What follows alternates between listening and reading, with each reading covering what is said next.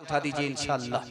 खैर माशाअल्लाह, बस आपका आखिरी इम्तिहान था, आपने मेरी भी आबरू बचा लिया, जलसे को भी बचा लिया। मैं यहाँ से दुआ करके जा रहा हूँ, अल्लाह आज के जलसे को भी कबूल फरमाए, कल के जलसे को भी अल्लाह कामयाब फरमाए। आपने जितना अदब से सुना है, मैंने कभी भी इस इलाके में इस तरह खूबसूरत माहौल में और रात के सन्नाटे में नींद को कुर्बान करते हुए मजमे को इस तरह सुनते हुए नहीं देखा। बेचैनी बहुत थी। थोड़ी देर पहले मैंने देखा कि मेले में लोग ज्यादा थे, यहाँ कम थे, और जब शायर लोग शेर पढ़ते थे तो आ जाते थे, जब शेर खत्म हो जाता तो भाग जाते थे। लेकिन अल्लाह ने आपको तौफीक दी और आप अल्लाह की तौफीक से अपने मेहमान की आबरू बचा रहे हैं। अल्लाह महशर में आपकी आबरू की हिफाजत फरमाए। बस ध्यान से सुनिएगा, आखिरी नमूना आपकी खिदमत में लेकर के आ रहा हूँ। बेटी को नसीहत क्या कीजिए, बेटी की तरफदारी मत कीजिए। अगर फातिमा बनाना है, आयशा बनाना है, तो बेटी की तरफदारी मत कीजिए, बेटी को नसीहत कीजिए। कैसे, मैं दिखाने के लिए जा रहा हूं। हजरत उमर ने अपनी बेटी को प्राइवेट में बुलाया, बुला करके कहा कि मेरी प्यारी बेटी, एक बार तुमने नबी को नाराज किया, नबी ने तुम्हें तलाक दे दिया, मैंने तुम्हारी तरफ से माफी मांगी, नबी ने तुम्हें माफ कर दिया, दोबारा निकाह में ले लिया। बेटी अगर आइंदा कभी नबी को नाराज किया, अपने शौहर को नाराज किया, तो जिंदगी भर मैं तुमसे बात नहीं करूंगा। हजरत फातिमा आ गई। अल्लाह के रसूल ने पूछा कि फातिमा क्यों आई? तो कहा खफा होकर के आई। कहा किससे? कहा अली से। कहा कि फातिमा, मैं तुम्हारा बाप हूं, अली तुम्हारे शौहर हैं, अगर अली की इजाजत के बगैर मेरे घर आओगी तो दरवाजा बंद तो मिलेगा, खुल नहीं सकता। बेटी शौहर को नाराज मत करना, नाराज हो जाए माफी मांग लेना।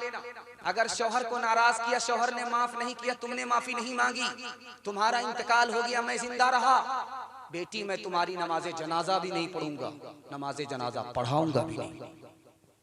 तीसरा नमूना आपकी खिदमत में लेकर के आ रहा हूं। रुखसती का जब वक्त होता, उस मंजर को आप देखिएगा, घर के सारे लोग ऐसे रोते हैं जैसे कि कयामत बर्पा होगी। 18 साल की बेटी को पोस कल के जवान करके बाप जब रुखसत करता है तो कलेजा मुंह को आ जाता है, कयामत बर्पा हो जाती, इतना कयामत का मंजर होता। उस मौके से माँ ने प्राइवेट में बेटी को बुलाया, कहा बेटी ससुराल जा रही हो, गुस्सा मत दिखाना, बेटी ससुराल जा रही हो, शौहर को बात बात पर डांटना नहीं, वरना तुमको तलाक पड़ जाएगा। बेटी ससुराल तो जा रही हो, रानी बनकर के मत रहना, नौकरानी बन जाना, तुम्हारा शौहर तुम्हारे लिए नौकर बन जाएगा। बेटी शौहर से दूर दूर मत रहना, वरना वो तुमको भूल जाएगा।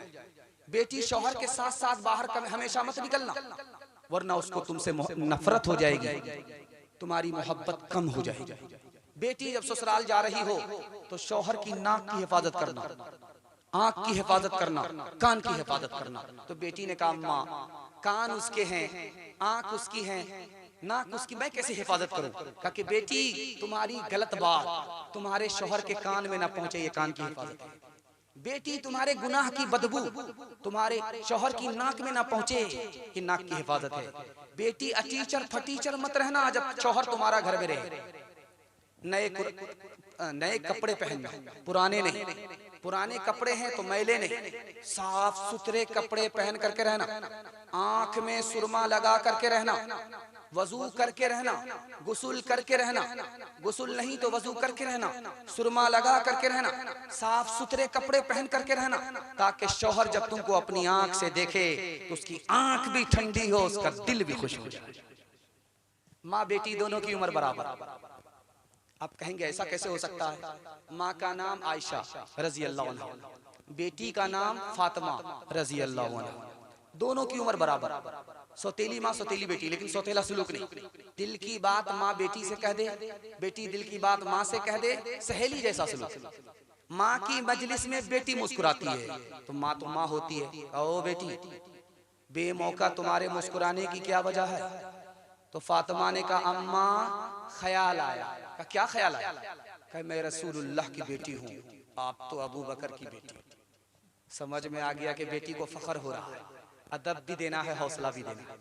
तो माँ ने कहा, आयशा ने कहा कि बेटी तुमने सच कहा, उसी नबी के सदक़े में ईमान मिला, उसी नबी के सदक़े में कुरान मिला, लेकिन बेटी मुझे हंसी आ रही है इस बात पर कि तू भी इंतकाल करेगी, कब्र में पहुंचेगी, तेरे हक में फैसला होगा, तू भी जन्नत में जाएगी। मैं भी इंतकाल करूंगी, कब्र में पहुंचूंगी, मेरे हक में फैसला होगा, मैं जन्नत में जाऊंगी। लेकिन बेटी मुझे हंसी इस बात पर आ रही है कि जब तू जन्नत में जाएगी तेरे हाथ में अली का हाथ होगा। बेटी जब मैं जन्नत में जाऊंगी तो मेरे हाथ में रसूलुल्लाह का हाथ होगा। आखिरी मिसाल पर पैगाम को खत्म कर रहा हूं। जब ससुराल से पहली मर्तबा बेटी आती है, पहली मर्तबा, तो घर की सारी औरत घेर लेती है, सवाल जवाब शुरू होता। एक औरत कहती है तुम्हारी ससुराल कैसी थी? तो कहती है सुभान अल्लाह। तुम्हारे ससुर कैसे थे? अल्हम्दुलिल्लाह। तुम्हारा शौहर कैसा था? माशाअल्लाह। अब बारी आती है कि सास कैसी थी? कहती है इन्ना लिल्लाह ला हौला वला कुव्वता इल्ला बिल्लाह अस्तगफिरुल्लाह जल्लतु जलालतु इस बला को टाल। अब माँ तो माँ होती है, समझ गई कि मेरी बेटी को सब पसंद है लेकिन सास पसंद नहीं। तो माँ ने हाथ पकड़ करके बेटी से कहा कि बेटी एक बात का जवाब दो, तुम्हारे जवाब से समझ में आया कि तुमको सब पसंद है लेकिन सास पसंद नहीं है। बेटी मेरे सवाल का जवाब दो, जब तू मैके से ससुराल गई थी तो कौन लेकर के गई? कि मेरी सास आई थी, 100 लड़की में मुझको पसंद किया, अपने बेटे से मेरा निकाह किया, बहू बना करके मैके से ससुराल ले गई। अब माँ ने कहा कि बेटी ये सास का एहसान है, इतनी अच्छी ससुराल मिली, ये सास का एहसान है, इतने अच्छे ससुर मिले, ये सास का एहसान है, इतने अच्छे शौहर मिले। अगर सास ने एहसान नहीं किया होता तो तुम्हें ये दिन देखना नसीब नहीं होता। बेटी सास भला नहीं होती, मुसीबत नहीं होती, कभी माँ होती है, कभी माँ के बराबर होती है। हजरते फातिमा की तरह उम्र भर ऐसा किरदार होते ससुराल में। हजरते फातिमा की तरह उम्र भर ऐसा किरदार होते ससुराल में। सास तेरी जमाने से कहती फिरे कुछ नहीं चाहिए बस बहू सास हो। ऐ बहन जिंदगी में तो रहना जहाँ, घर को रखना बना कर के जन्नत नुमा। ऐ बहन जिंदगी में तू रहना जहाँ, घर को रखना बना कर के जन्नत नुमा। शुक्र करना अदा रब के एहसान का, हाथ में तेरे दूल्हे का जब हाथ हो। पैगाम खत्म हो गया।